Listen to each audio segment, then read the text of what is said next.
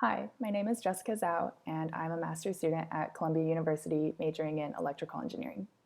This video is for big data analytics, and it is a discussion and demonstration of my final project, which was a Citi Bike availability predictor. So just some overview about Citi Bike. It is a bike share program with stations throughout New York that a rider can pick up a bike from or return a bike to.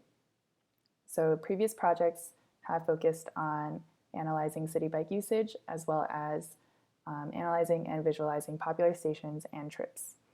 And my personal interest in Citi Bike was that I live in Midtown, and I live really close to two Citi Bike stations, but pretty much never see bikes that are available there. The stations are almost always empty. And so this raises the problem of there not being available bikes at popular stations during popular time periods. And I thought that it would be very interesting to develop a tool that could predict how or predict the availability of bikes at a given station during a specific time of the day and a specific day of the week.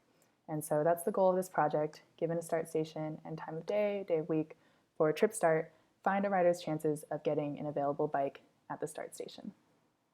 And just some overview about the data that Citi Bike provides. So if you go to their system data page at this URL, they provide three main sources of data. So the first one is trip histories, which is pretty much what it sounds like. It talks about, it includes trip duration and where the trip starts and ends and when the trip starts and ends, etc. They also have data on ridership and membership. And both of these first two data sets are available for download in aggregate. Whereas their station data here, Citi Bike station feed, is only available as real-time data. And so if you click here, it takes you to this JSON formatted page, which updates, I think, a couple times per minute. And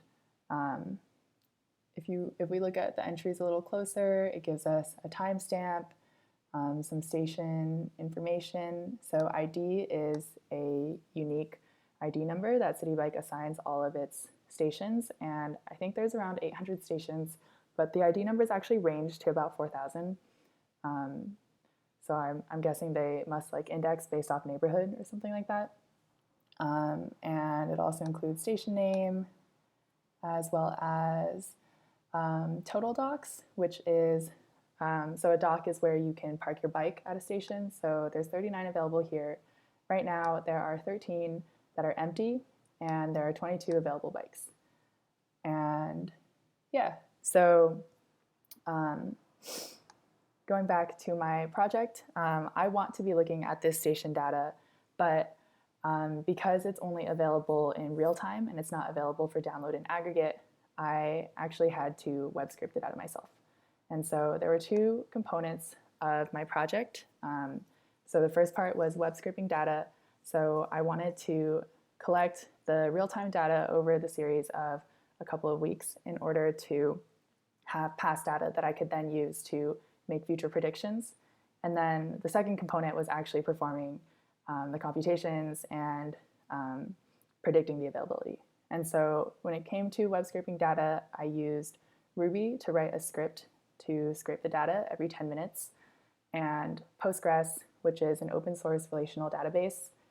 And it's pretty popular, and there's a lot of documentation for it online, so it's relatively easy to work with. And then for performing computations, I decided to use Apache Spark with Java, which is the language I was most comfortable with. And so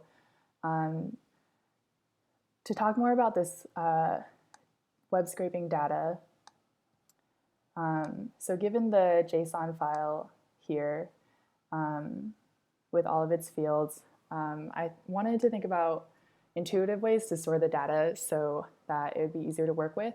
So I ended up making two tables. One is called available bikes and one is called stations.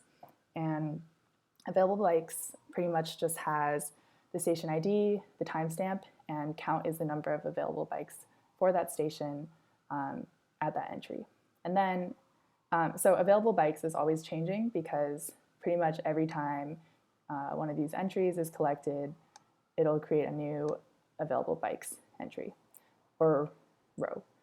Whereas the stations table, I just wanted to have on hand so that I could look up more information about stations if I needed to. And so it's mostly static, as you'll see in the script, but it pretty much just has information on all the stations, such as the unique ID, maintenance status, geographic location, etc. So yeah, so let's look at the code. All right, so I'm in my data project directory right now, and it might be easier to read this way. I have a folder called Scraper, which houses the Ruby script. And so it's pretty straightforward. It creates the stations table and the available bikes table if they need to be made. So that's a one-time thing. And then here is the actual scrape function. And so it downloads the JSON file, which you see here in this URL, and then it parses it and saves the interesting fields that I wanted to put into my database. And here, like I said, insert the station into the stations table. Here, insert an available bikes entry into the available bikes table. And yeah, and then just run every 10 minutes and just have this running pretty much indefinitely. And so this would be probably, so for the sake of this project, I ran it for every 10 minutes. I think just a note on improvements that running it for longer would actually be a good idea, or sorry, running it more frequently would actually be a good idea. So that's one small improvement.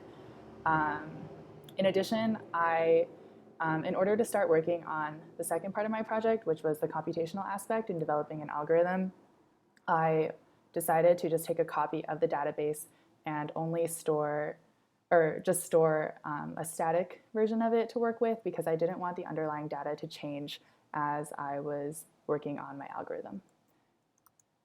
But for people that will maybe work with this code, you would want to run this first for a couple weeks at least in order to get enough data. And I ended up with 3.6 million entries, which was about 400 megabytes when uncompressed. So yeah, going back, so that was the data scraping aspect, and then my computational aspect is a Java file, which is called availability predictor.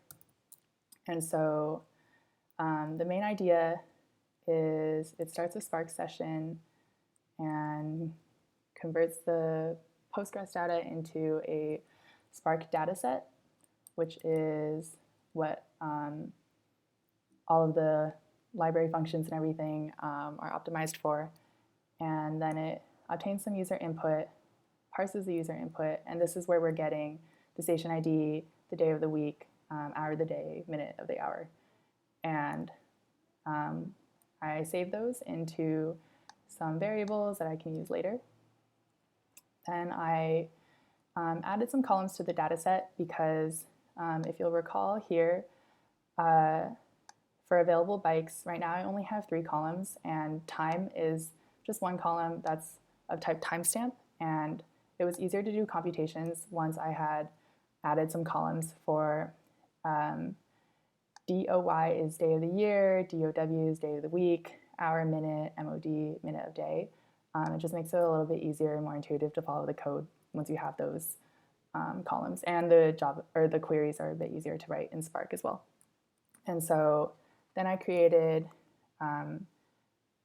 queries or filter expressions to filter all the entries that first just matched the station ID, the day of the week, and a time frame, so within 20 minutes of the target minute of the day.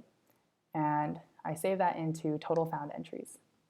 After that, I add to the filter expression so that I'm still looking for matching station IDs matching day of week, and matching time frame. But now I also want to be checking that the count of available bikes is greater than some threshold.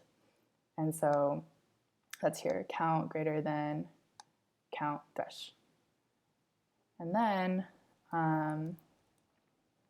here I print out the probability to the user. So the probability is computed just from total found bike entries over total found entries. So it's a relatively simple algorithm. And then stop the Spark session here.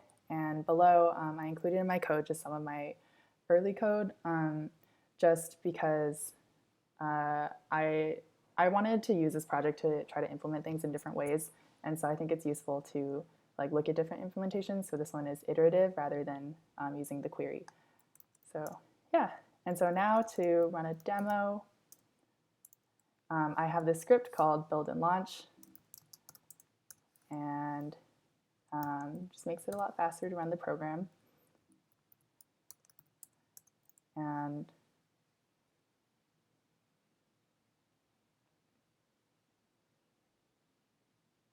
once you've launched it, it will take a while to build, and then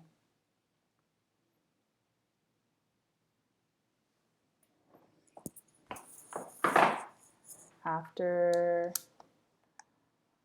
everything builds, here is where you prompt for user input. So station ID, let's say 423, which I happen to know is 54th Street and 9th Avenue. And let's do Monday at 10 o'clock in the morning. So now it will do a bunch of computations, and it was actually pretty quick considering that's 3.6 million entries. But yeah, the availability at this point will be 0.17, so 17%, which is not great. And yeah, but better to know ahead of time than show up at the station and not have a bike. So yeah, that's the demo. Some conclusions. Overall, I think that I did not get as far in this project as I had hoped, but since I worked on a one-person team, I had to do both the web scraping as well as the computational aspect, and web scraping itself was pretty non-trivial, I would say, because I haven't written a web scraper before. So yeah, that took up most of the time, and moving forward, there's a lot of other functionalities that I would want to work on. One of them, I guess, would be the algorithm for determining the probability. So it's relatively simple. I decided not to try to use any machine learning or anything too complicated for the time being, because there wasn't that much data to begin with. But moving forward, I might want to improve this algorithm as well as implement suggesting nearby stations. So if the availability is like less than 10% or something, it might be nice for the program to suggest to the user a nearby station that has a higher availability. And yeah, in addition, visualization would also be nice. So yeah, that was my project. Thank you.